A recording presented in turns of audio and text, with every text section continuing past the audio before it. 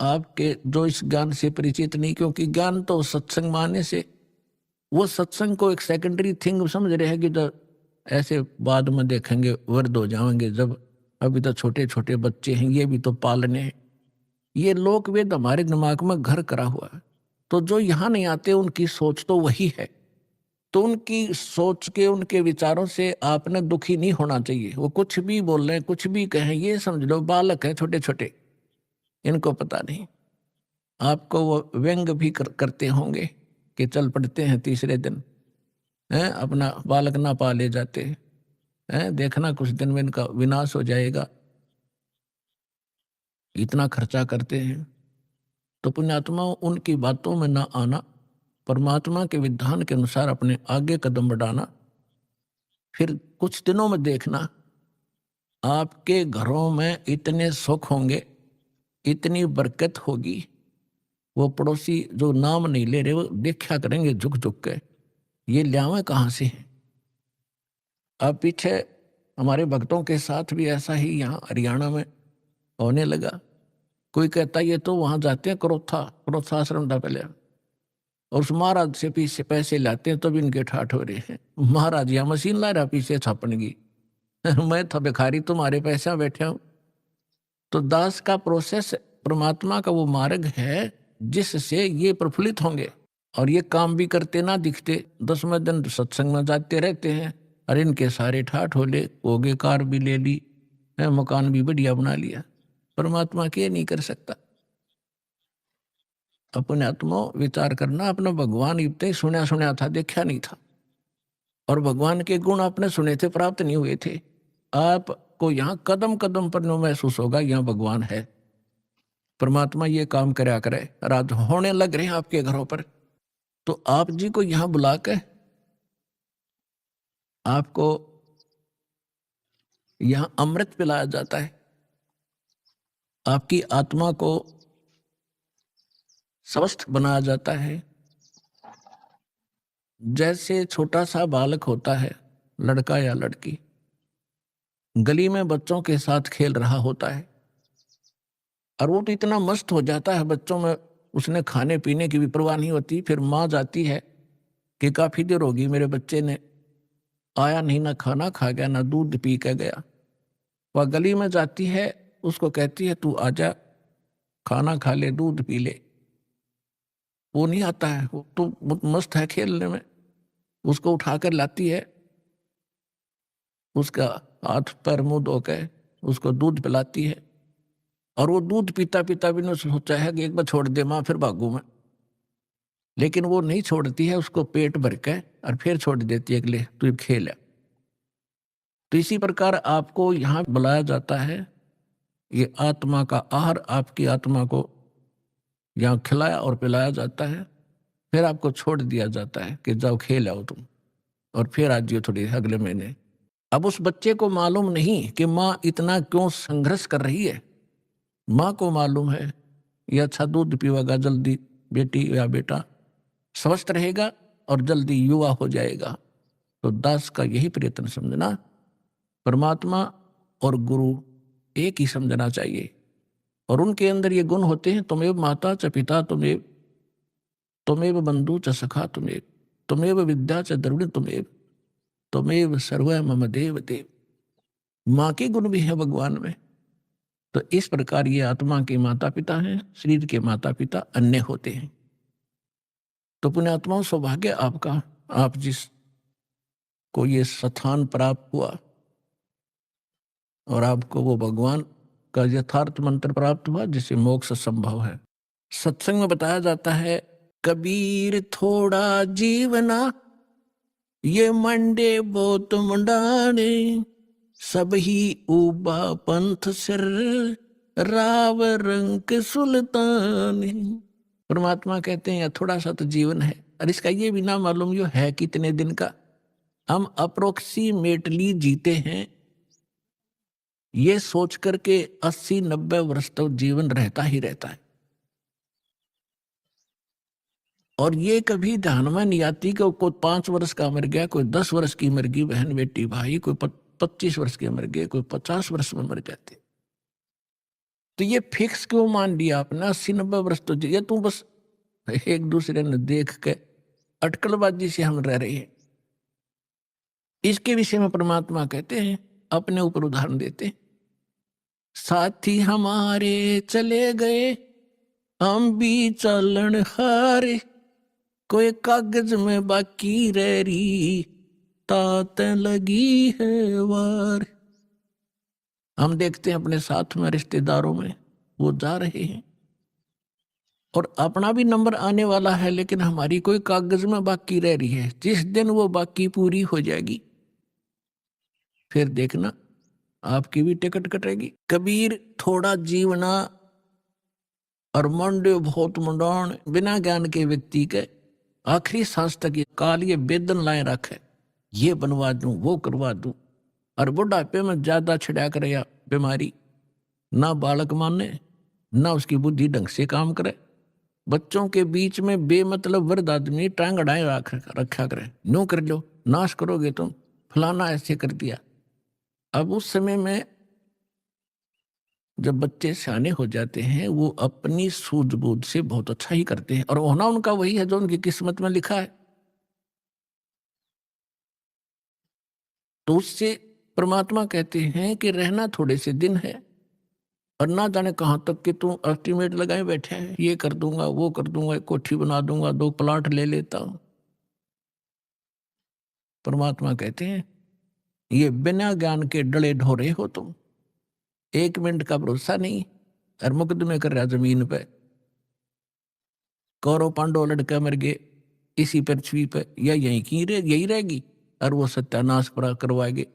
इन्हीं एकड़ जमीनों पर, इन किलों पर जो आज आप कब्जा करे बैठे हो, अरबों खरबों पुरानी मर गए, इनको अपना मान के काया तेरी है नहीं ये माया कहां से हो, चरण कमल में ध्यान रखो भाई इन दोनों को खो।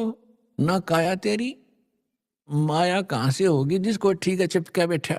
उसके लिए परमात्मा कहते हैं भगवान के चरणों का चिपका रहे, भक्ति करता रहे, और जब तक यहां रहे इसको समझ ले एक रेस्टोरेंट है, और जैसा भी रेस्टोरेंट तुझे तेरे भाग में मिला है उसमें सब्र कर, संतोष कर, अपना टाइम पास कर। जो उद्देश्य लेकर तू उस रेस्टोरेंट यानी धर्मशाला में कोई कमरा बुक करा कर रह रहा है, उसका उद्देश्य क्या था, वो उद्देश्य यहां बताया जाता है।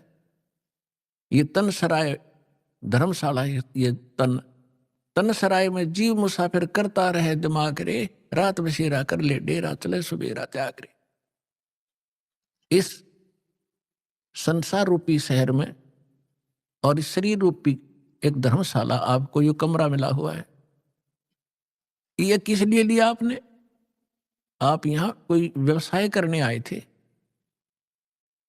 राम नाम निज सार है, राम नाम निज मूल, राम नाम सौदा करो, राम नाम ना भूल। हम ये सौदा करने आए थे राम नाम का, और वो हम भूल गए इस सराय में और बकवाद करने लग गए। कोठी बना लूं, बंगला बना लूं, घूटी ला लूं, डीजे बजा लूं। ये कोरी बकवाद हैं। एक जो विद्यार्थी अपने विद्या ग्रहण ना करके शराब पीवे, सिनेमा देखे और सैर सपट्टे को घूमता रहे, तो वो उसके लिए हानिकारक है। इसी प्रकार मानव शरीर प्राप्त प्राणी एक विद्यार्थी है, और विद्यार्थी को अपना वही कार्य करना चाहिए जो उसका होता है। हम उसको भूल गए और काम बकवादों में लगे हुए हैं, तो जिस कारण से हमने अपने असंख्य जन्म नाश कर दिए। तो पुण्यात्मा, आपका सौभाग्य है कि आपको ये मार्ग मिला, ये ज्ञान मिल रहा है, और ये ज्ञान ऐसा है आपकी आत्मा को झंझोड़ कर धर देगा, क्योंकि इसमें दोनों गुण हैं। एक तो आपके पाप नाश होंगे इस अमृतवाणी से, तो दास के मुख से जो बोला जा रहा है, चाहे वो टीवी के पर, चाहे कोई सीडी कैसेट में, इसका प्रभाव आप पर विशेष होगा। और यही वाणी आपने सुनते कबीर पंथिया नर फलाना कितने को बरस हो गए, किसी का असर नहीं। सत्संग में बैठे तो ना डलाए जाएंगे, यहाँ से या जाते हुए कर्म करेंगे जो ना करने चाहिए। क्यों? उनका असर उनका हो ही नहीं सकता, वो अधिकारी नहीं है। एक राजा की रानी ने गुरु दीक्षा ले रखी थी। राजा इसका विरोधी था कि ये गुरु गर्व ऐसे होते हैं, औरतों को बहकाए रखते हैं, इनसे पैसे ऐंठते रहते हैं। तो वो इस बात के पक्ष में नहीं था, लेकिन अपनी धर्मपत्नी के सामने वो घना विरोध भी नहीं कर पाता था। बार बार यही कहता था कि क्या रखा है गुरु बनाने में, भक्ति यहां कर लिया करो। तो वो कहने लगी जी मैं तो घना उत्तर जानती नहीं, आप गुरु जी के पास चलो, एक बार उनसे पूछ लो। उसने कुछ दिन के बाद सोचा चल इसके गुरु जी ने कह दूं, इसके सामने सुना दूंगा, दो चार फेर तो इसका मन हटेगा कुछ। चला गया गुरु जी से ने। गुरु जी के पास जाते ही, वो तो संत तो ये कहते हैं बच्चा भक्ति करो, परमात्मा का नाम लिया करो। तो उसने राजा ने प्रश्न किया कि क्या गुरु बनाना घना जरूरी है? महाराज जी भक्ति तो घर भी हो सकती है। संत जी ने सोचा भाई अब मैं कुछ कह दूंगा तो कति ज्यादा ही गुस्से मारा है, राजा है, ऐसे कहना ठीक सा नहीं लगेगा। उसने कहा जी देखो अब मेरे पास समय नहीं है, मेरा अपनी क्रियाक्रम का समय हो गया है, मैं कभी आपके घर पर आऊंगा और तब आपको बताऊंगा, विस्तार से पूरी डिटेल बतानी पड़ेगी, बहुत लंबा चौड़ा विषय है। राजा ने सोचा और बढ़िया, वहां इसका खूब दिमाग चाटूंगा। कुछ दिन के बाद राजा को संदेशा पहुंचाया कि जी आज गुरु जी आ रहे हैं। राजा ने सब बैठ गया सिंहासन पर, और संत के लिए नीचे एक अलग से कुर्सी ना दी, और काफी वजीर वजार उसके वहां खड़े थे। अब संत जी जाकर खड़े हो गए, वहां सैनिक भी खड़े थे, गार्ड। संत जी ने कहा कि ए सिपाहियों, इस व्यक्ति को अरेस्ट करो। राजा की तरफ संकेत किया। अब वो सिपाही उस संत के कहने से राजा की को कैसे अरेस्ट कर ले? 2 बार कहा, तीसरी बार कहा अरे सुना नहीं तुमने? अब राजा पहले तो हंस रहा था कि क्या मजाक कर रहा है, फिर उन्होंने सोची तो भाई कति दर्द हो गया, कति राजा पाठ खींच मेरा छीन ले। राजा ने कहा सैनिकों अरेस्ट करो इसको। इतना कहना ही था, उस बाबा जी की दोनों तरफ तो बाह पकड़ ली सिपाही ने, चरचरा ना के, और ये इंतजार कर रहे थे अब क्या आदेश है नेक्स्ट। तब संत ने कहा कि हे राजन, गराय आदमी की नो बेइज्जती करवाया करें। तो उस राजा ने कहा कि आप क्या कह रहे थे? कि मैं आपके प्रश्न का उत्तर देने आया था जो आपने उस दिन किया था, ये उत्तर दे रहा हूं मैं आपका। ये क्या खाक उत्तर दिया? राजा ने कहा कि मुझे छुड़वा तो दे, फिर मैं कुछ बात बताऊं। तो उसने कहा छोड़ दो, उन्हें छोड़ दिया, खड़े हो गए दूर। तो राजा संत ने कहा कि देखो जी, आप राजा हो, ये आपके सेना है। अब ये शब्द मैंने कहा था जो आपने बोला, मैंने कहा था इसको अरेस्ट करो, ये टस से मस नहीं हुए, और यही आपने बोला था, इसने मेरे को उठा लिया ऊपर ने। तो ये आपके वचन से काम करेंगे, आपके वचन की शक्ति से चलते हैं। इसी प्रकार अध्यात्म मार्ग का मैं महाराज हूं, और जो वचन मैं कहूंगा वो क्रियावान होंगे। आप जैसे थे 100 वर्ष कहे जाइए, इन मंत्रों को कभी लाभ नहीं देंगे। समझदार को संकेत पर्याप्त है। तो परमात्मा कहते हैं होएगा सबसे पड़े बिछो, राजा राणा राव रंक, सावधान सबसे बिछड़ोगे तुम, और कोई तुम्हारे साथ नहीं जाएगा। कबीर साहब कहते हैं हिड़की दे दे रोएगी सुरता जब तू चलेगी अकेली। आज तो इस परिवार में आपका खूब दिल लग रहा है, या कोठी मेरी, बेटा मेरा, बेटी मेरी, या कंपनी मेरी। जब 1 मिनट में तेरा जाने के वो कागज पूरे होंगे, तब ने कहा पछाड़ खा खा रोएगी सुरता, तो जब तू जागी अकेली, तेरा कोई आगे पाछे होगा नहीं। गुरु तूने बनाया नहीं ताकि तेरे सामने आके खड़ा हो जाता का बेटा, और उनको भगा दे यम के दूतों को। एक दिन ऐसा होएगा सबसे पड़े बिछो, राजा राणा राव रंक, सावधान क्यों न हो। उजड़ खेड़े ठीकरी ये गड़गड़ गए कुम्हार। वो रावण सरीखे चले गए भाई लंका के सरदार। ऊंचा दिखे धोलरा और मंडी चित्ती पोले। एक हरि के नाम बिना यू काल मार रहा रोले। ओए होए होए। एक एक शब्द मालिक का विचार करियो पुण्यात्माओं। कहते थे ना बहुत ऊंचे महल दिखाई दे हैं, 2-2 3-3 मंजिल के, और खूब उसके ऊपर चित्रकारी और चिप्स लगा रखी है। एक परमात्मा की भक्ति बिना युग काल त्री रोल मार रहा है, तना मूर्ख बना रहा है।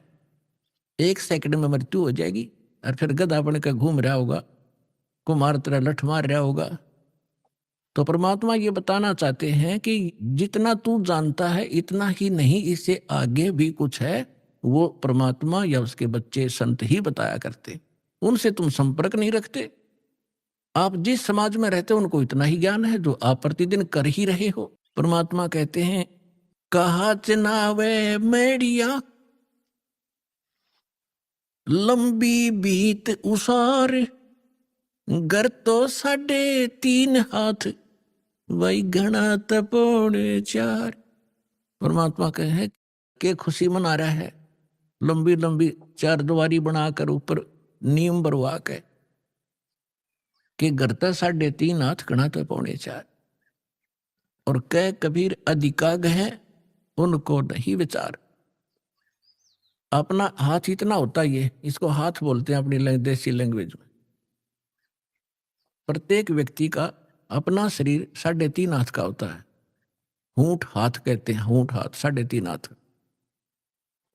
तो परमात्मा कहते हैं आपने तो 6 कमरे की कोठी बना रखी है, एक कमरे में एक पलंग पे एक कोण में वही सो सकता, कोई से में सो ले। तो कहने का भाव यह है परमात्मा का कि आप जी दूसरों को देखा देखी अपने कर्म ना बिगाड़ियो। जो तेरे भाग में भगवान ने दे रखा ठीक है, 1-2 कमरे 4 दिशे तेरे बना ले, और ना भी होता तो धक्का ना करिए, उसी में टाइम पास कर ले। सिर्फ ये सोचकर ये रेस्टोरेंट है, हमने कुछ दिन टाइम पास करना है। फिर हमारा दृष्टिकोण अपने परमात्मा पर आना चाहिए, कबीर भगवान पे। ये समर्थ थे, एक वर्ड में एक शब्द में सारे ब्रह्मांड रख सकते हैं। पृथ्वी उस पर सब घास फूस बना सकते हैं, फिर पेड़ पौधे पैदा कर सकते हैं एज इट इज, फलदार नो के नो, सूर्य चांद बना रखे। तो वो परमात्मा एक झोंपड़ी में रहा करता और एक क्रिया करके दिखा करता कि अपना वर्क भी करो, काम भी करो, राम भी जपो। इतना सच घना जरूरत नहीं है बकवादों की। यदि तुमने यहां भी सुखी रहना है और उस सुख में स्थान को प्राप्त करना है, तो फिर जब उस मालिक की तरफ देखकर आगे चलो, संसार की तरफ देखकर चलोगे, आप इस मार्ग पर बढ़ नहीं पाओगे। ठीक, फिर परमात्मा कहते ज्यों राखे तो ही रहूं। कैसे ही रखे मालिक, चाहे आपने सुख कार दे, कोठी दे, नो प्रॉब्लम, पर भगवान ना भूलना। कहने का भाव मालिक का ये है, यानी कम से कम बता रहा है कि 3.5 हाथ और 3.25 का भी मकान हो तो भी संतोष करना, पर भगवान ना भूलना। अगर राम भूल गए और दूसरे की नकल के लिए किसी ने कोठी बनाई मैं भी बनाऊं तो बात बिगड़ेगी। भगवान कोई बालक नहीं, सब पता उसको कि इस बच्चे को जब तक खिलौना नहीं मिलेगा ये आगे नहीं चलेगा, तो वो भी खिलौने यहाँ वो देगा आपको। ऐसी बात नहीं, बालक नहीं है। अपने बच्चे को कोई रोता नहीं देख सकता, और समर्थ धनी पिता तो कदे ना देखे। तो आप धनी पिता की संतान हो गए हुई उस कबीर भगवान की, आपको किसी चीज का अभाव नहीं रहने देगा, लेकिन भक्ति करनी पड़ेगी। अब यहाँ की स्थिति बताते हैं परमात्मा की, आप किस स्थान पर रह रहे हो। साथी हमारे चले गए हम भी चालन हारे, कोई कागज में बाकी रह रही तात लगी है वारे। पतझड़ आवत देख कर बन रोवे मन माही, वो ऊंची टहनी पात थे आज पीले हो जाए। पात जड़नता यूं कहे सुन भाई तरवर राय, अब के बिछुड़े नहीं मिले न जाने कहां गिरेंगे जाए। तरवर कहता पात से सुनो पात एक बात, यहाँ की यह रीति है, एक आवत एक जात। परमात्मा एक उदाहरण दे रहे हैं हमारे लिए। क्या बता रहे हैं कि जैसे संसार रूपी वन में और एक परिवार रूपी पेड़ लगा हुआ है, पतझड़ आती है जब उनका पत्ते झड़ने का समय आता है, उस समय परमात्मा कह रहे हैं कि पहले हरा भरा था वो वन, अब मन में रो रहा है कि कोई पत्ता नजर नहीं आ रहा, पीले हो होकर गिर रहे हैं। और फिर क्या बताते हैं, पतझड़ के अंदर पुराने पत्ते टूट टूट कर पीले होकर गिर जाते हैं। कोई गंदे नाले में गिरता है, कोई पशुओं के पैरों के नीचे काटा जाता है, या कोई इकट्ठा करके फूंक दिया जाता है। उसकी तुरंत बाद छोटी छोटी कोपड़ फूट आती है और फिर वो पत्ते बनकर फड़फड़ाने लग जाते हैं। एक साल वो फड़फड़ा लेते हैं और फिर उनकी वही दशा होती है, फिर नई कोपल आ जाती है। तो परमात्मा समझाना चाहते हैं कि आज जो हमारे जैसे बूढ़े हो गए, ये पीले हो गया, हम सफेद बाल साफ दिखाई दे रहे हैं, ये जान का टाइम आ लिया, और अब भी बकवाद ना छुट्टा तो फिर वो मूर्ख आदमी है। और तुरंत ही दादा की मरण का टाइम हो गया, पोते तैयार हो लिए, 50-60 साल वो पोते नाच कूद लेंगे, फिर उनकी वह दशा होगी।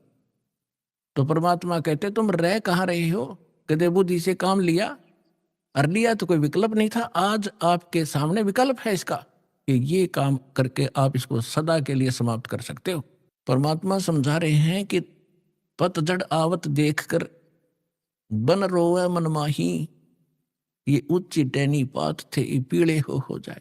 पात जड़नता यूं कहे, सुन भई तरवर राय, अब के बिछुड़े नहीं मिले ना जाने कहाँ गिरेंगे जाए। जैसे कोई व्यक्ति को पता लग जाता है कैंसर होगी, डॉक्टरों ने बता दिया कि अब 10 दिन का मेहमान है, सभी रिश्तेदार इकट्ठे होने शुरू हो जाते हैं, कुल के लोग भी हाजिरी लगाना शुरू कर देते हैं। और वो कहता है, उसको उस समय महसूस होता है कि जिस परिवार में मैं रह रहा था इसमें रह नहीं पाऊंगा, जाना पड़ेगा। तो वो अपने आप कहता है, भगवान अब क्या होगा मेरा, ना जाने कहाँ जाऊंगा। तो कुल के लोग सांत्वना देते हैं, भाई चिंता ना करें, यहाँ तो सबके साथ ऐसी ही बनती है, कोई पहले मर गया कोई पीछे मर गया, ये तो सबने ही जाना है। तो यहाँ की ये एक रीति है, और ऐसी सांत्वना हम देकर उसको संतोष देते हैं, और अपनी चिंता फिर नहीं रहती, हम सोचें इसको कुछ सांत्वना दें कि वो ठीक ठाक मर गया। तो यही उदाहरण दे रहे हैं परमात्मा के, पात जड़नता यूं कहे, एक परिवार से निकल कर जाने वाला जो व्यक्ति मरने वाला कह रहा हो, सुन भई तरवर राय, अब के बिछुड़े नहीं मिलेंगे तेरे तय, ना जाने कहाँ गिरेंगे जाए, ना जाने कुत्ते बनेंगे गधे बनेंगे, पता नहीं कहाँ दुर्गति होगी। अब तरवर कहता पात से सुनो पात एक बात, यहाँ की यह एक रिवाज है, परंपरा है, रीति है, एक आवे पोता आ गया, दादा की टिकट कट गई, एक आवे एक दात, यहाँ यह चिंता तो करा मत, ये तो होगा। अब इसका विकल्प बताते हैं परमात्मा, अगम निगम को खोज ले, बुद्धि विवेक विचार, उदय अस्त का राज मिले, तो बिन नाम बेगार। पूरी पृथ्वी का राजा यदि ये सत साधना नहीं कर रहा तो बेगार कर रहा है, बेगार, वो डले ढो रहा है। जब राजा डले ढो रहा तो आप अपने हिसाब लगा लो, एक जनसाधारण नागरिक राजा को तो सक्षम मानता है, समर्थ मानता है, उसके आगे भीख मांगता फिरता है। और परमात्मा कहते हैं वो भी डले ढो रहा है जो सत भक्ति नहीं करता। अब बेगार की डेफिनेशन बताऊंगा आपने, क्योंकि आप तो नई दुनिया में जन्मे हो, हम उस पुरानी दुनिया में जन्म कर नई से भी संबंधित हैं, इसलिए हमने पिछले भी सारे फार्मूले याद हैं और वर्तमान के भी। इसलिए दास आपको परमात्मा ने जो वाणी बोली वो पहले बोली थी, उसमें हमारे पुराने शब्द घने हैं जो आज के बच्चे उनको समझ नहीं सकते बेगार की चीजों से। तो इसलिए परमात्मा ने दास को ऐसे समय में यहाँ पटका ताकि मैं परमात्मा की वाणी को दास ठीक से समझ के उसके बच्चों को निर्णायक तरीके से समझा सकूं। बिगार हम छोटे छोटे थे जब हमारे गांव में रोड बना ही बना था। 3 व्हीलर चला करते, बड़े पेट्रोल से चलते थे, लंबे लंबे 3 पहिया वाले सवारी के। उनमें से एक दिन आया नहीं। दूसरे साथी पूछ रहे थे कल कहाँ गया था, आया क्यों नहीं, क्या हो गया, कुशल तो है? उसने बताया कल मैं बिगाड़ में फंस गया। फिर वो बिगाड़ बता रहा था कैसे कि रात के 12 बजे पुलिस वाले आ गए और मुझे उठा ले गए 2 बजे सी सुबह कल, और ले गए मुझे थाने में। पेट्रोल अपने पल्ले से डलवाया मैंने, और वो बैठ के उस समय उन्होंने कई जगह रेड लगानी थी। पहले थाने वालों के पास व्हीकल नहीं होते थे, वो यूं ही किसी को पकड़ ले जाते थे और सारा दिन उसकी रेल बनाए रहते। वो कह रहा था कि सारा दिन लगभग 200 किलोमीटर तो मैं वैसे मेरा यू 3 व्हीलर घूमया, 200 रुपये का पेट्रोल अपने घर से डाला, आप रोटी अपने पल्ले खाई, उनको और खिलाई, जो पुलिस वाले साथ में थे, चाय पानी पीवे थे कितने। और अब उसको और तो ये सोच रहे थे कि भाई गणिया कमाई कर रहा होगा, यो तो हाथ भाग्या फिर है, दौड़ा फिर है इसका थोड़ी 3 व्हीलर। और वो करका था अपना घर तक खर्चा सारा, अग्नो दिखा था बड़ा जोर का पहिया चल रहा इसका। तो इसको बेगार कहते हैं कि आज मैं बेगार में फंस गया था। तो यहाँ जो भी राजा बना है, कोई डॉक्टर बना है, इंजीनियर बना है, कोई आईएएस आईपीएस अधिकारी बने हैं, या कोई जज बने हैं, या कोई एडवोकेट बने हैं, या कोई सेठ बना है, या कोई मंत्री, मुख्यमंत्री, प्रधानमंत्री, राष्ट्रपति बने हैं, ये पिछले जन्म के पुण्यकर्मी प्राणी होते हैं। और इनकी पहले की बैटरी चार्ज होती है, पिछला पुण्य संग्रह धन इनके साथ होता है, वही लोग ऊपर को उभरते हैं। नहीं, एक परिवार में एक तो रिक्शा चला रहा है और एक व्यक्ति अच्छी दुकान कर रहा है, उसके रोज के 200-500 रुपये ग्रहण कर रहा है, 1000 रुपये। तो ये ऐसा डिफरेंस पिछले ही संस्कारों से होता है। आज कोई मुख्यमंत्री है, अब आम व्यक्ति ने तो ऐसा दिखा ही तो भाई खुदा बन गया, आगे पीछे लाल बत्ती चले हैं और सलूट मारे बड़े बड़े अधिकारी, और हमारे जैसे भिखारी उसका आगे हाथ जोड़े खड़े रहे। तो उसको भी परमात्मा ने कहा ये तो छोटे से टुकड़े का राजा यदि पूरी पृथ्वी का शासक हो, और जिसके पास भक्ति नहीं है वो बेगार कर रहा है, वो डले ढो रहा है, वो अपने पिछले पुनों से उस 3 व्हीलर वाले की तरह घूमता तो घना स्पीड तो दिखे, ठाठ बाट दिखे, लेकिन वो अपने घर से पूंजी नष्ट कर रहा है। अपने पिछले पुनों को खोकर नाश करके अगले जन्म में कुत्ते की योनि में, गधे की योनि में जागा। इसलिए परमात्मा कहते हैं अगम निगम को खोज ले, बुद्धि विवेक विचार, उदय अस्त का राज मिले, तो बिन नाम बेगार। पृथ्वी पति चकवे गए, जिनके चक्र चलंत, रावण सरीखे कौन गिने, अस गए अनंत। बिन उपदेश अचंभ है, ये क्यों जीवत हैं प्राण, भक्ति बिना कहाँ ठोर है, ये नर नाही पाषाण। हे भगवान, इस आत्मा के ऊपर कितना जामा बैठ गया, कैसा हमारे अंदर इतना कठोरपन आ गया, इतनी जबरदस्त चोट मारी दाता ने। इसको जगाने के लिए तू कहाँ बैठा है, तू कर क्या रहा है, तने करना क्या चाहिए था। और जिस सुख को तू यहाँ खोज रहा है वो भी ना मिलता तेरे को, क्योंकि वो आपको केवल संस्कार ही प्राप्त होगा। चाहे कितने कुबद कमा ले, कितनी चोरी कर ले, और कितना रिश्वत ले ले, कितनी मिलावट कर ले, कितने डाके मार ले, आपके भाग में उतना ही रहेगा, ज्यादा नहीं रह सकता।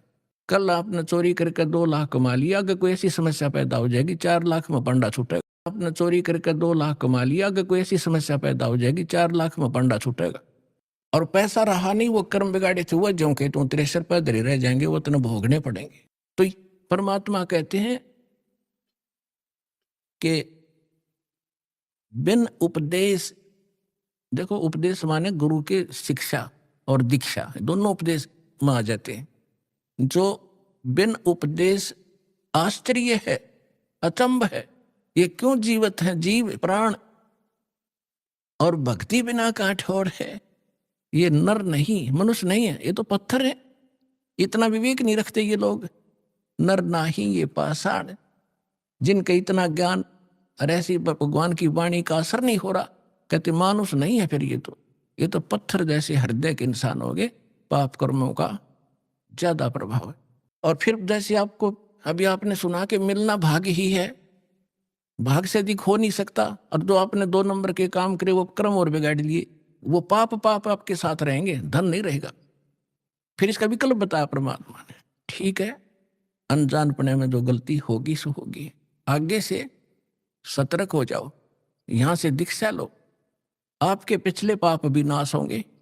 आगे आपके भाग्य में ना होगा, ये समर्थ है, आपके नए लेख लिख देगा ये कबीर भगवान। वो समर्थ शक्ति है, समझ लेना इस बात को।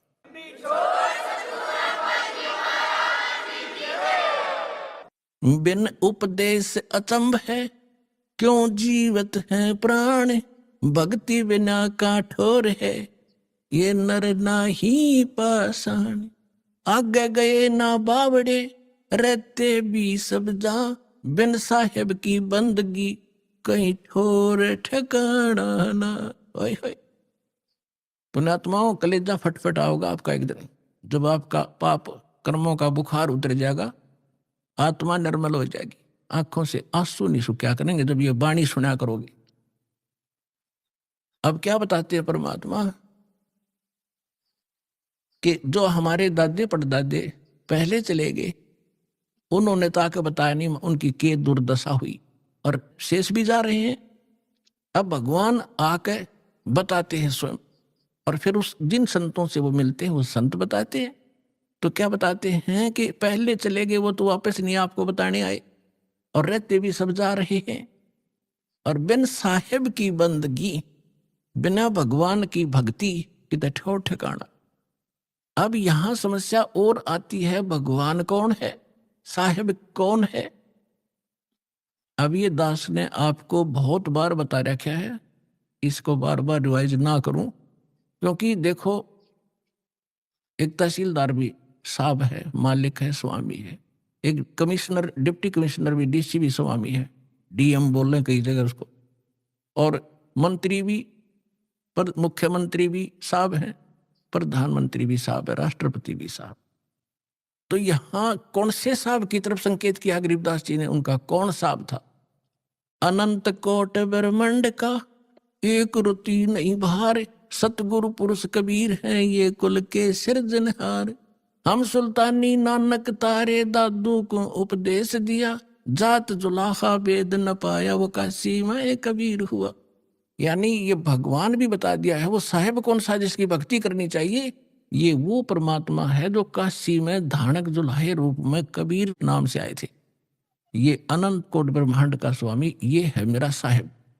तो यहाँ कहते हैं अग गए ना बावड़े, रहते भी सब जा, और बिन साहेब की बंदगी कहीं ठोर ठिकाना ना। जैसे आज यहाँ प्रधानमंत्री बन गया, भक्ति की नहीं तो राजा का नेक्स्ट जीवन गधे से शुरू होता है, ये विधान बता रखा भगवान। अब गधे का जीवन जब पूरा होगा वहां मृत्यु, फिर कहेंगे चलो कहा, कोई पुण्य बना है तो स्वर्ग में जाओगे। स्वर्ग का समय निर्धारित है आपके पुण्यों के आधार से, आपकी पूंजी जब समाप्त हो जाएगी फिर चलो नरक में, पाप वहां भोगने पड़ेंगे। जब तक हम कबीर साहब की शरण में नहीं आते, इस दास से उपदेश कर ही भगवान आपका थारा भगवान उस उतना ही फल देता रहता है। जिसको तुम भगवान मानते थे वो केवल इतना ही काम कर सकते हैं, जैसा कर्म वैसा ही फल। और ये परमात्मा आपके पाप नाश करेगा, ना भाग्य में होगा, और आपको आवश्यकता होगी नो नहीं बेमतलब डिमांड करोगे वो नहीं मिलेगा। एक विद्यार्थी जो आवश्यक वस्तु मांगता है, पिता माता वही देते हैं, और वो मांगा मैंने बंदूक खिला दे कि पागल है पिताजी, विद्यार्थी को गन ला के देगा तो ऐसी डिमांड करोगे फिर नहीं मिलेगी आपको। हाँ, जो आवश्यक होगी, समर्थ पिता सब कुछ देगा अपने बच्चे को, हर पल पल पर सारी सुविधा देता है, तो आप समर्थ की शरण में आ गए हो। अब फिर उसके बाद जब आप नरक में जाओगे, फिर नरक से कहेंगे चलो समय पूरा होगा, कुत्ता बनो, कुत्ते का समय पूरा हुआ, चलो आगे नेक्स्ट जीवन। और फिर कभी मनुष्य बन गए भूल भटक कर, फिर यही क्रियाएं, फिर मृत्यु, फिर चलो। तो कहते हैं आगे गए ना बावड़े, ये रहते भी सब जा, और बिन साहिब की बंदगी कहीं ठिकाना ठिकाना ना। और इस परमात्मा की भक्ति ना करने से क्या कहते हैं, संसा शोक सराय में सुतक दिन राती, जीवत जग में जूते पड़े फिर जम तोड़े छाती। सत साहिब जी, अक्सर साधकों के मन में यह प्रश्न उठता है कि क्या भगवान का नाम लेने के लिए हमेशा नहाना, शुद्ध कपड़े पहनना या मंदिर में पद्मासन लगाकर बैठना ही अनिवार्य है। संत रामपाल जी महाराज इस भ्रांति को दूर करते हुए समझाते हैं कि परमात्मा का नाम सांसों की पूंजी है। जैसे जीवित रहने के लिए सांस लेना किसी विशेष मुद्रा का मोहताज नहीं, वैसे ही आत्मा के कल्याण के लिए नाम सुमिरन भी हर अवस्था में अनिवार्य है। संत रामपाल जी महाराज के आध्यात्मिक विधान और कबीर साहिब की वाणी के प्रकाश में नाम सुमिरन की क्या महिमा लिखी है, यही आज हम सब जानने वाले हैं। सांसों की पूंजी और बिस्तर पर सुमिरन का विधान। परमात्मा की भक्ति का मार्ग कठिन नहीं बल्कि सहज है। संत रामपाल जी महाराज समझाते हैं कि भक्ति कोई पार्ट टाइम काम नहीं है, बल्कि यह जीवन जीने की एक कला है। संत जी कहते हैं कि यह 84 लाख योनियों के बाद मिला वह रिजर्वेशन है जिससे हम दुखों के सागर से पार हो सकते हैं। मानुष जन्म दुर्लभ है, मिले न बारंबार, तरुवर से पत्ता टूट गिरे, बहुरी न लागे डार। यदि इस जन्म में भी हमने नाम जप सुमिरन नहीं किया तो हम उस अंधे व्यक्ति के समान हैं जिसके हाथ में पारस पत्थर लगा और उसने उसे पत्थर समझकर फेंक दिया। अक्सर लोग सोचते हैं कि केवल मंदिर में बैठकर ही भगवान याद आते हैं, लेकिन संत रामपाल जी महाराज का स्पष्ट मत है कि परमात्मा नाम का भूखा है, मुद्राओं का नहीं। थकान और भक्ति का समन्वय। दिन भर की भागदौड़ के बाद जब शरीर थक जाता है तब बिस्तर पर लेटना अनिवार्य है, लेकिन उस समय मन खाली होता है। खाली मन शैतान का घर होता है। संत जी बताते हैं कि लेटे लेटे नाम जपने से वह खाली समय स्वर्ण काल में बदल जाता है। हमें हर दिन लगभग 21,600 सांसें मिलती हैं। जो सांस बिना नाम के निकली वह व्यर्थ गई। बिस्तर पर लेटे हुए भी यदि आप सांसों के साथ गुरु द्वारा दिए गए मंत्र का स्मरण करते हैं तो आपकी वह अवस्था समाधि के समान हो जाती है। संत जी के अनुसार जब आप सोने के लिए बिस्तर पर जाते हैं तो आपको सुरति को मंत्र पर टिकाना चाहिए। बिस्तर पर लेटकर जब आप नाम जप शुरू करते हैं तो मस्तिष्क की नसें शांत होने लगती हैं। यह संसार का सबसे बड़ा स्ट्रेस बस्टर है।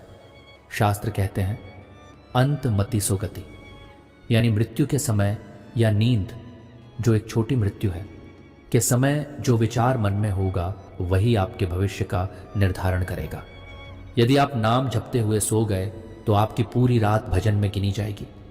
निरंतर लेटे लेटे सुमिरन करने वाले साधकों को डरावने या गंदे सपने आना बंद हो जाते हैं, क्योंकि उनका अवचेतन मन नाम की शक्ति से शुद्ध हो जाता है। कई कर्मकांडी लोग डराते हैं कि बिस्तर पर पैर फैलाकर नाम लेना पाप है। इस पर संत रामपाल जी महाराज का क्रांतिकारी विचार है। परमात्मा आत्मा का पिता है। क्या एक बच्चा अपने पिता को गोद में लेटे हुए या बिस्तर पर पड़े हुए नहीं पुकार सकता? परमात्मा भाव देखता है। अशुद्ध शरीर की होती है, नाम तो परम शुद्ध है जो अपवित्र को भी पवित्र कर देता है। इसलिए किसी भी अवस्था में लेटे बैठे नाम नहीं छोड़ना चाहिए। संत जी समझाते हैं कि यह संसार काल ब्रह्म का लोक है। यहाँ कदम कदम पर दुख और व्याधियां हैं। जैसे सिपाही सोते समय भी अपनी बंदूक पास रखता है, वैसे ही भक्त को बिस्तर पर लेटते समय भी नाम की बंदूक सुमिरन तैयार रखनी चाहिए। बिस्तर पर लेटते ही मन इधर उधर भागता है, उसे मंत्र की जंजीर से बांधना ही असली पुरुषार्थ है। संत रामपाल जी महाराज कहते हैं जब आप करवट बदलें नाम याद आए, जब नींद टूटे नाम याद आए, जब गहरी नींद में जाने लगे अंतिम ध्वनि नाम की हो। यह केवल शुरुआत है। नाम की शक्ति इतनी अपार है कि यह कैंसर जैसे असाध्य रोगों को भी बिस्तर पर लेटे लेटे काट सकती है, बशर्ते पूर्ण गुरु से उपदेश प्राप्त हो और अटूट विश्वास हो। हमने समझा कि बिस्तर पर लेटे लेटे सुमिरन करना क्यों अनिवार्य है। उस अवस्था की गहराई में उतरेंगे जब सुमिरन केवल क्रिया नहीं बल्कि नशा बन जाता है। संत रामपाल जी महाराज अक्सर कहते हैं कि मन ही वह शत्रु है जो जीव को परमात्मा से दूर रखता है। बिस्तर पर लेटते ही यह मन पूरी दुनिया की सैर पर निकल जाता है। पुरानी यादें, भविष्य की चिंता और बेकार के विवाद। जैसे हाथी को वश में करने के लिए अंकुश चाहिए, वैसे ही मन को थामने के लिए नाम का आधार चाहिए। जब आप बिस्तर पर लेटकर सांसों के साथ नाम को जोड़ते हैं तो मन के पास भटकने का रास्ता बंद हो जाता है। शुरू में मन भागेगा, लेकिन संत जी समझाते हैं कि इसे बार बार खींचकर नाम पर लाना ही हठ नहीं बल्कि सहज साधना है। संत जी महाराज एक बहुत गहरी बात समझाते हैं। पाप कर्मों का बोझ इतना भारी है कि वह जीव को भक्ति में बैठने ही नहीं देता। जो लोग शारीरिक कष्ट या पापों के बोझ के कारण लंबी देर तक एक आसन में नहीं बैठ सकते, उनके लिए बिस्तर पर लेटे लेटे किया गया सुमिरन एक लाइफ लाइन है। जैसे बहता हुआ पानी पत्थर को घिस देता है, वैसे ही निरंतर चलने वाला नाम जप आपके संचित पापों की परतों को धीरे धीरे खत्म कर देता है। लेटे लेटे किया गया सुमिरन अजपा जाप की श्रेणी में आने लगता है, जो अंतरात्मा को निर्मल बनाता है। संत रामपाल जी महाराज के अनुसार नींद भी एक साधना बन सकती है। सोई है तो सुमिरन जानो, लेटे तो करूं दंडवत। जब एक भक्त नाम जपते जपते सो जाता है तो उसकी अवस्था सुषुप्ति से ऊपर उठकर तुरीय अवस्था की ओर बढ़ने लगती है।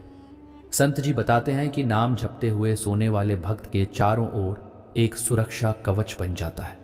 उसे बुरे सपने या काल की डरावनी आकृतियां परेशान नहीं करती। जब आप नाम जपते हुए सोते हैं तो पूर्ण परमात्मा की कृपा से आपकी नींद स्वतः ही अमृत वेला पर 3 या 5 बजे खुल जाती है।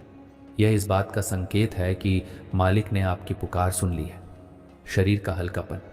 लेटे लेटे जप करते समय कभी कभी ऐसा लगेगा कि शरीर बहुत हल्का हो गया है या आप हवा में तैर रहे हैं। दिव्य प्रकाश या ध्वनि। सुरति के स्थिर होने पर अंतरात्मा में दिव्य प्रकाश या अनहद नाद आंतरिक ध्वनि सुनाई दे सकती है। अपार शांति। संसार की बड़ी से बड़ी समस्या भी आपको तुच्छ लगने लगेगी। संत रामपाल जी महाराज वे कहते हैं कि नाम की महिमा अनमोल है, इसे तुच्छ सांसारिक लाभ के लिए न गंवाएं। कुछ लोग सुमिरन इसलिए करते हैं कि उनका सिर दर्द ठीक हो जाए या व्यापार चल पड़े। संत जी कहते हैं, मालिक के नाम से मोक्ष मांगो, ये छोटी चीजें तो बिना मांगे ही मिल जाएंगी। बिस्तर पर लेटे लेटे सुमिरन करते समय आलस्य को हावी न होने दें। सजग रहकर नाम जपें। संत जी का संदेश स्पष्ट है। चाहे आप महलों में सो रहे हों या किसी झोपड़ी के फटे पुराने बिस्तर पर, यदि आपके हृदय में सतनाम की गूंज है तो आप दुनिया के सबसे अमीर व्यक्ति हैं, क्योंकि शरीर छोड़ते समय धन दौलत या परिवार साथ नहीं जाएगा। केवल वह नाम जप साथ जाएगा जो आपने अपनी सांसों की माला पर पिरोया है। कबीर, एक ही नाम को जान ले, दूजा दे बहाए। सागर में सब मिल गए, फिर को पावे आए। संत रामपाल जी महाराज बार बार सचेत करते हैं कि परमात्मा का नाम जपने वाले भक्त को कुछ विशेष नियमों का पालन करना अनिवार्य है, अन्यथा नाम का फल काल खा जाता है। जो व्यक्ति शराब, मांस या तंबाकू का सेवन करता है, उसका नाम जप निष्फल हो जाता है। बिस्तर पर लेटे लेटे सुमिरन तभी फलीभूत होगा जब अंतःकरण सात्विक हो। सबसे बड़ा पाप परनिंदा है। यदि आप बिस्तर पर लेटे नाम जप रहे हैं लेकिन मन में किसी संत या भक्त की बुराई कर रहे हैं, तो वह भक्ति राख में घी डालने के समान है। गुरु की आज्ञा। संत जी समझाते हैं कि नाम अपनी मर्जी से नहीं, बल्कि गुरु द्वारा बताई गई विधि और मर्यादा में रहकर ही जपना चाहिए। एक बहुत बड़ा प्रश्न यह है कि क्या लेटे लेटे नाम जपने से पुराने पाप कट सकते हैं? संत जी महाराज एक उदाहरण देते हैं। जैसे करोड़ों टन कचरे को जलाने के लिए माचिस की एक तीली काफी है, वैसे ही जन्म जन्मांतर के पापों को भस्म करने के लिए सतनाम की एक चिंगारी काफी है। जब भक्त बिस्तर पर लेटा होता है और बीमारी या कष्ट में होता है, तब उसका सुमिरन पुकार बन जाता है। उस समय की गई करुण पुकार से परमात्मा प्रारब्ध, डेस्टिनी के लेख को भी बदल देते हैं। सूली की सजा कांटे में बदल जाती है। संत रामपाल जी महाराज यह भेद खोलते हैं कि जो नाम वे प्रदान करते हैं वह केवल अक्षरों का समूह नहीं है, वह एक पावर हाउस है। जब आप बिस्तर पर मौन होकर मानसिक रूप से सुमिरन करते हैं तो शरीर के भीतर मौजूद कमल, चक्रास खिलने लगते हैं। यह नाम आत्मा को बल देता है ताकि वह शरीर के 9 द्वारों से ऊपर उठकर 10वें द्वार तक पहुंच सके। बिस्तर पर लेटे लेटे सुमिरन करने का सबसे बड़ा अभ्यास अंत समय के लिए है। संत जी समझाते हैं कि मौत के समय असहनीय पीड़ा होती है। उस समय वही नाम याद आता है जिसका हमने जीवन भर अभ्यास किया हो। सतलोक गमन। जो भक्त सोते जागते लेटे बैठे नाम में लवलीन रहता है, शरीर छोड़ते समय पूर्ण परमात्मा कबीर साहब स्वयं उसे लेने आते हैं। यमराज के दूत उस जीव के पास नहीं फटक सकते जिसकी सांसों में सतनाम का पहरा होता है। वह जीव सीधा सतलोक, अमरलोक जाता है, जहां फिर कभी जन्म और मृत्यु नहीं होती। संत रामपाल जी महाराज कहते हैं कि भक्ति में दिखावा नहीं, भाव चाहिए। यदि आप बीमार हैं और उठ नहीं सकते तो ग्लानि न करें, बिस्तर को ही मंदिर मान लें।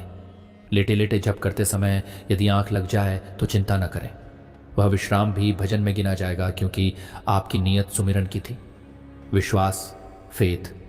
बिना विश्वास के नाम जपना वैसा ही है जैसे बिना बीज के खेत जोतना। अटूट विश्वास रखें कि जो नाम गुरुदेव ने दिया है वह आपको भवसागर से पार उतारेगा ही। परमात्मा के नाम से बड़ा कोई धन नहीं और सुमिरन से बड़ी कोई सेवा नहीं। बिस्तर पर लेटे लेटे नाम जप करने वाले भक्तों के लिए संत जी का यह आश्वासन पत्थर की लकीर है। भक्ति बीज पलटे नहीं, जो झुक जाए अनंत। ऊंच नीच घर अवतरय, तौ होए संत का संत। अर्थात किया गया सुमिरन कभी व्यर्थ नहीं जाता। वह आपकी आत्मा के साथ संस्कार बनकर जाता है और आपको उस पद तक पहुंचाता है जहां दुखों का नामो निशान नहीं है। संत रामपाल जी महाराज की शिक्षाएं अनंत हैं आसी।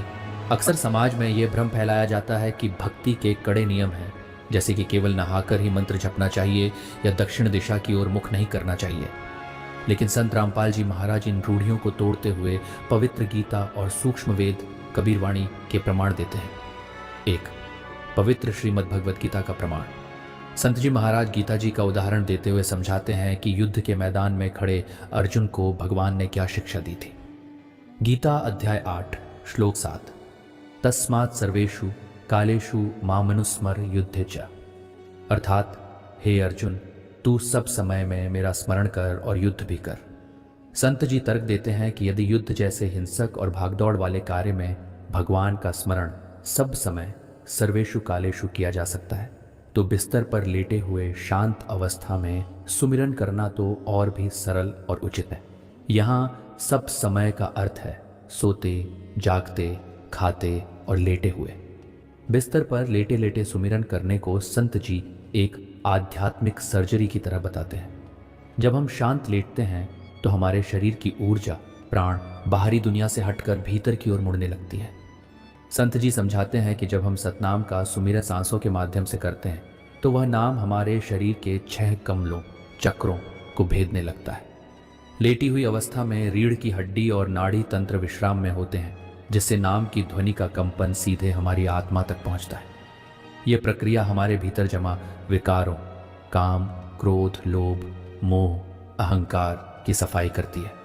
संत जी महाराज लकड़ी की माला फेरने से ज्यादा महत्व सांसों की माला को देते हैं। माला श्वासाओं की और माला सब कांच। इस माला से जो जपे सोई होवे सांझ। बिस्तर पर लेटे हुए जब हम करवट बदलते हैं या सांस लेते हैं तब हाथ में माला पकड़ना कठिन हो सकता है, लेकिन सांसों की माला तो हर वक्त हमारे पास है। संत जी कहते हैं कि हाथ की माला से किया गया जप केवल दिखावा हो सकता है, पर सांसों से लेटे लेटे किया गया गुप्त सुमिरन सीधे परमात्मा के दरबार में स्वीकार होता है। संत रामपाल जी महाराज कबीर साहिब की आदि रामायणी का हवाला देते हुए बताते हैं कि जब यह सृष्टि नहीं थी तब भी नाम शब्द था। वह शब्द ही जीव का असली घर है। बिस्तर पर लेटे लेटे जब भक्त अपनी सुरति को उस शब्द में लगाता है तो उसे एक अजीब सा अम्ली नशा महसूस होने लगता है। संत जी कहते हैं कि शराब का नशा सुबह उतर जाता है, लेकिन नाम जप का जो नशा बिस्तर पर लेटे लेटे सुरति लगाने से चढ़ता है वह जन्म जन्मांतर तक नहीं उतरता। संत जी एक बहुत मार्मिक बात बताते हैं। काल ब्रह्म हमेशा जीव की कमियां ढूंढता है ताकि उसे दंड दे सके, लेकिन जब जीव सोते जागते और लेटे हुए भी नाम की ओट सहारा ले लेता है तो काल उस पर अपना प्रभाव नहीं डाल पाता। जैसे एक छोटा बच्चा अपनी माँ की गोद में लेटकर निश्चिंत हो जाता है, वैसे ही बिस्तर पर सुमिरन करने वाला भक्त कबीर साहिब पूर्ण परमात्मा की गोद में होता है। संत रामपाल जी चेतावनी देते हैं कि लेटे लेटे सुमिरन को आलस्य का बहाना न बनाएं। यदि शरीर स्वस्थ है तो बैठकर नित्य नियम करें, लेकिन जब थकान हो, रात का समय हो या शरीर शिथिल हो तो एक पल भी नाम से खाली ना रहें। लक्ष्य यह है कि सांस सांस में नाम जप, बेकार सांस न जाए। दोस्तों, संत रामपाल जी महाराज के ज्ञान की गंगा बहुत विशाल है। हम उन ठोस प्रमाणों और वैज्ञानिक आधारों की बात करेंगे जो सिद्ध करते हैं कि बिस्तर पर लेटे लेटे या हर अवस्था में नाम जप करना केवल हमारी सुविधा नहीं बल्कि शास्त्रों की आज्ञा है। अक्सर समाज में यह भ्रम फैलाया जाता है कि भक्ति के कड़े नियम हैं, जैसे कि केवल नहाकर ही मंत्र जपना चाहिए या दक्षिण दिशा की ओर मुख नहीं करना चाहिए। लेकिन संत रामपाल जी महाराज इन रूढ़ियों को तोड़ते हुए पवित्र गीता और सूक्ष्म वेद कबीरवाणी के प्रमाण देते हैं। पवित्र श्रीमद् भगवत गीता का प्रमाण।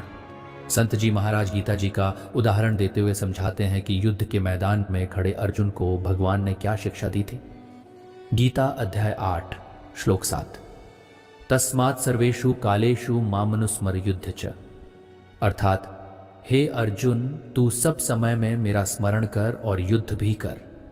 संत जी तर्क देते हैं कि यदि युद्ध जैसे हिंसक और भागदौड़ वाले कार्य में भगवान का स्मरण सब समय सर्वेषु कालेषु किया जा सकता है, तो बिस्तर पर लेटे हुए शांत अवस्था में सुमिरन करना तो और भी सरल और उचित है। यहाँ सब समय का अर्थ है सोते, जागते, खाते और लेटे हुए। बिस्तर पर लेटे लेटे सुमिरन करने को संत जी एक आध्यात्मिक सर्जरी की तरह बताते हैं। जब हम शांत लेटते हैं तो हमारे शरीर की ऊर्जा, प्राण बाहरी दुनिया से हटकर भीतर की ओर मुड़ने लगती है। संत जी समझाते हैं कि जब हम सतनाम का सुमिरन सांसों के माध्यम से करते हैं तो वह नाम हमारे शरीर के 6 कमलों, चक्रों को भेदने लगता है। लेटी हुई अवस्था में रीढ़ की हड्डी और नाड़ी तंत्र विश्राम में होते हैं, जिससे नाम की ध्वनि का कंपन सीधे हमारी आत्मा तक पहुंचता है। यह प्रक्रिया हमारे भीतर जमा विकारों, काम, क्रोध, लोभ, मोह, अहंकार की सफाई करती है। 3. सांसों की माला सबसे बड़ी माला। संत जी महाराज लकड़ी की माला फेरने से ज्यादा महत्व सांसों की माला को देते हैं। माला श्वासां श्वासां की और माला सब कांच। इस माला से जो झपे सोई होवे सांच। Greater than dot. बिस्तर पर लेटे हुए जब हम करवट बदलते हैं या सांस लेते हैं तब हाथ में माला पकड़ना कठिन हो सकता है, लेकिन सांसों की माला तो हर वक्त हमारे पास है। संत जी कहते हैं कि हाथ की माला से किया गया जब केवल दिखावा हो सकता है, पर सांसों से लेटे लेटे किया गया गुप्त सुमिरन सीधे परमात्मा के दरबार में स्वीकार होता है। संत रामपाल जी महाराज कबीर साहिब की आदि रामायणी का हवाला देते हुए बताते हैं कि जब यह सृष्टि नहीं थी तब भी नाम शब्द था। वह शब्द ही जीव का असली घर है। बिस्तर पर लेटे लेटे जब भक्त अपनी सुरति को उस शब्द में लगाता है तो उसे एक अजीब सा अम्ली नशा महसूस होने लगता है। संत जी कहते हैं कि शराब का नशा सुबह उतर जाता है, लेकिन नाम जप का जो नशा बिस्तर पर लेटे लेटे सुरति लगाने से चढ़ता है वह जन्म जन्मांतर तक नहीं उतरता। संत जी एक बहुत मार्मिक बात बताते हैं। काल ब्रह्म हमेशा जीव की कमियां ढूंढता है ताकि उसे दंड दे सके, लेकिन जब जीव सोते जागते और लेटे हुए भी नाम की ओट सहारा ले लेता है तो काल उस पर अपना प्रभाव नहीं डाल पाता। जैसे एक छोटा बच्चा अपनी माँ की गोद में लेटकर निश्चिंत हो जाता है, वैसे ही बिस्तर पर सुमिरन करने वाला भक्त कबीर साहिब पूर्ण परमात्मा की गोद में होता है। अंत में संत रामपाल जी चेतावनी देते हैं कि लेटे लेटे सुमिरन को आलस्य का बहाना न बनाएं। यदि शरीर स्वस्थ है तो बैठकर नित्य नियम करें, लेकिन जब थकान हो, रात का समय हो या शरीर शिथिल हो तो एक पल भी नाम से खाली न रहे। लक्ष्य यह है कि सांस सांस में नाम जप बेकार सांस न जाए। 1. नाम जप सबसे बड़ी औषधि, द अल्टीमेट हीलर। संत रामपाल जी महाराज अपनी अमृतवाणी में बताते हैं कि हमारे शरीर में आने वाले रोग अक्सर हमारे पिछले जन्मों के पापों का फल होते हैं। किडनी, कैंसर और अन्य लाइलाज बीमारियां। जब भक्त बिस्तर पर लाचार पड़ा होता है और डॉक्टरों ने हाथ खड़े कर दिए होते हैं, तब गुरु द्वारा दिया गया सतनाम एक एंटीबायोटिक की तरह काम करता है। नाम की शक्ति। संत जी कहते हैं, राम नाम कड़ुआ लगे, मीठा लगे कुसंग, सेवा करे सो संत है, दुविधा रहे न अंग। जब भक्त लेटे लेटे तन्मयता से सुमिरन करता है तो शरीर के भीतर मौजूद सूक्ष्म तरंगें दूषित कोशिकाओं को शुद्ध करने लगती हैं। विश्व भर में संत रामपाल जी के लाखों अनुयायी ऐसे हैं जिन्होंने बिस्तर पर लेटे लेटे सुमिरन के बल पर कैंसर जैसी बीमारियों को मात दी है। मृत्यु का भय सबसे बड़ा भय है। बिस्तर पर लेटे हुए अक्सर व्यक्ति अपनी मृत्यु के बारे में सोचकर घबराता है। संत जी महाराज समझाते हैं कि नाम जपने वाला भक्त मौत से नहीं डरता, क्योंकि वह जानता है कि वह केवल चोला बदल रहा है। सुमिरन करने वाले भक्त की आत्मा इतनी बलवान हो जाती है कि उसे यमराज का डर नहीं सताता। उसे विश्वास होता है कि उसके सिर पर गुरुदेव और पूर्ण परमात्मा कबीर साहिब का हाथ है। संत जी के सत्संगों में अक्सर भक्तों के अनुभव सुनाए जाते हैं। एक भक्त जो लकवे पैरालिसिस के कारण महीनों बिस्तर पर था, उसने हार नहीं मानी। उसने संत जी के बताए अनुसार सुरति शब्द का अभ्यास लेटे लेटे जारी रखा। परिणाम यह हुआ कि जिस शरीर को विज्ञान ने मृत घोषित कर दिया था, उसमें नाम की ऊर्जा से चेतना लौट आई। यह कोई जादू नहीं, बल्कि शब्द की शक्ति है। कबीर साहब कहते हैं, शब्द ही धरती, शब्द ही आकाश, शब्द ही शब्द भया प्रकाश। मोक्ष की प्राप्ति के लिए संत जी इन बातों से बचने की सलाह देते हैं। पूर्ण गुरु की निंदा करना, देवी देवताओं का अपमान करना, लेकिन उनकी पूजा छोड़ केवल एक पूर्ण परमात्मा की भक्ति करना, चोरी, जारी, व्यभिचार और जुआ खेलना, गुरु के प्रति अविश्वास, नाम की शक्ति का अहंकार करना, झूठी गवाही या छल कपट, शास्त्रों के विरुद्ध साधना, नशे का सेवन, जीव हत्या, निस्वार्थ भक्ति के बजाय केवल सांसारिक सुखों की मांग। इस संपूर्ण चर्चा का निचोड़ यह है कि परमात्मा का नाम जपना सांसों का व्यापार है, बिस्तर पर सुमिरन। यह आलस्य का नहीं बल्कि सतर्कता का प्रतीक है। इसका अर्थ है कि एक क्षण भी परमात्मा की याद के बिना न बीते। पूर्ण गुरु की महत्ता। संत रामपाल जी महाराज स्पष्ट करते हैं कि बिना नाम दान दीक्षा लिए केवल नाम जपने से फल नहीं मिलता जो गुरु द्वारा प्रमाणित मंत्र से मिलता है। जैसे बिना लाइसेंस के गाड़ी चलाना जोखिम भरा है, वैसे ही बिना गुरु के भक्ति मार्ग पर चलना कठिन है। यदि आप बिस्तर पर लेटे हैं, चाहे बीमारी के कारण या विश्राम के लिए, तो इसे व्यर्थ न जाने दें।